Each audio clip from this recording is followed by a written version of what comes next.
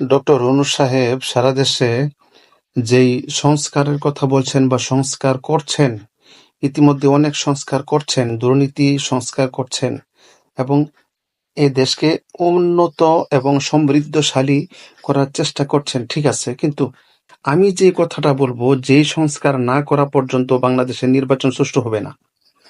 যেই সংস্কার না করলে বাংলাদেশে কখনো সুষ্ঠু নির্বাচন সামনে করা সম্ভব হবে না। ওই সংস্কারটা হচ্ছে, সর্বপ্রথম যে সংস্কারটা করা উচিত আমি আপনাদেরকে বলবো, সর্বপ্রথম বাংলাদেশ থেকে দুর্নীতি দূর হবে না এবং খুন খারাপি, চাঁদাবাজি, হত্যা, লুণ্ঠন, লুটতরাজ এগুলি চলতে থাকবে যতক্ষণ পর্যন্ত এই প্রত্যেকটা থানার স্বৈরাচার মার্কা, এই খুনি শেখ হাসিনার দোসর ওই সমস্ত পুলিশদেরকে বিতাড়িত করে, চাকরি থেকে বরখাস্ত করে, পার্মানেন্টলি বরখাস্ত করে এদেরকে বাংলাদেশ থেকে বিতাড়িত করতে হবে।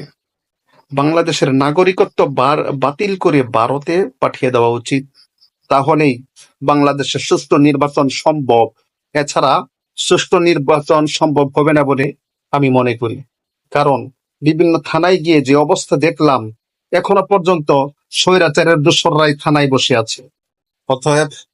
অতএব ডক্টর ইউনূসের প্রতি আমার বিনীত অনুরোধ হচ্ছে যে বাংলাদেশের যত থানা রয়েছে, প্রশাসনের প্রত্যেকটা কর্মকর্তাকে যাচাই বাছাই করে চিরুনি অভিযান চালিয়ে সারা বাংলাদেশের সকল স্বৈরাচার লীগের সকল কর্মকর্তাকে, বদলি নয়, সকল কর্মকর্তাকে চাকরি থেকে বরখাস্ত করে তাদেরকে আইনের আওতায় এনে স্বৈরাচার লীগের গোলামি করার কারণে সাবেক সময়ে, বিগত সময়ে এবং হেফাজতের শত শত কর্মীদেরকে ব্যাপকভাবে হত্যা করার কারণে, অপরাধে এদের বিরুদ্ধে আইনানুগ ব্যবস্থা নিয়ে বিচারের আওতায় আনতে হবে এবং এদের বিরুদ্ধে শাস্তির ব্যবস্থা করে, শাস্তি দিয়ে এরপরে এদেরকে বাংলাদেশ থেকে নাগরিকত্ব বাতিল করে তাদেরকে ভারতে পাঠিয়ে দেওয়া উচিত।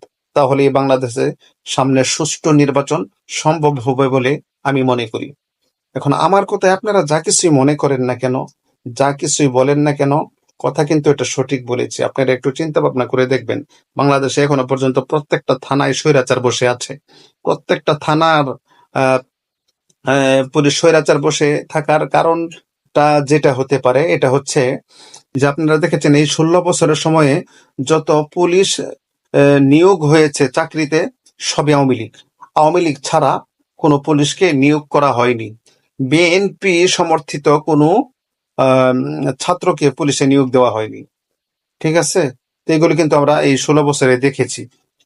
তাই সকল পুলিশ আওয়ামী লীগ বললেই চলে। প্রায় 90 বা 95% পুলিশ আওয়ামী লীগ, মানে স্বৈরাচার শেখ হাসিনা, খুনি হাসিনা, সেই কাফেরের দালাল, ঠিক আছে। এজন্য সরকারের উচিত হচ্ছে, অন্তর্বর্তীকালীন সরকার ডক্টর ইউনূসের উচিত হচ্ছে প্রত্যেকটা স্বৈরাচার লীগ মার্কা এই সমস্ত পুলিশদেরকে চাকরি থেকে বাতিল করতে হবে। তাহলে সামনে সুষ্ঠু নির্বাচন সম্ভব, দেশকে আরো সহজভাবে সংস্কার করা সম্ভব। ধন্যবাদ সকলকে।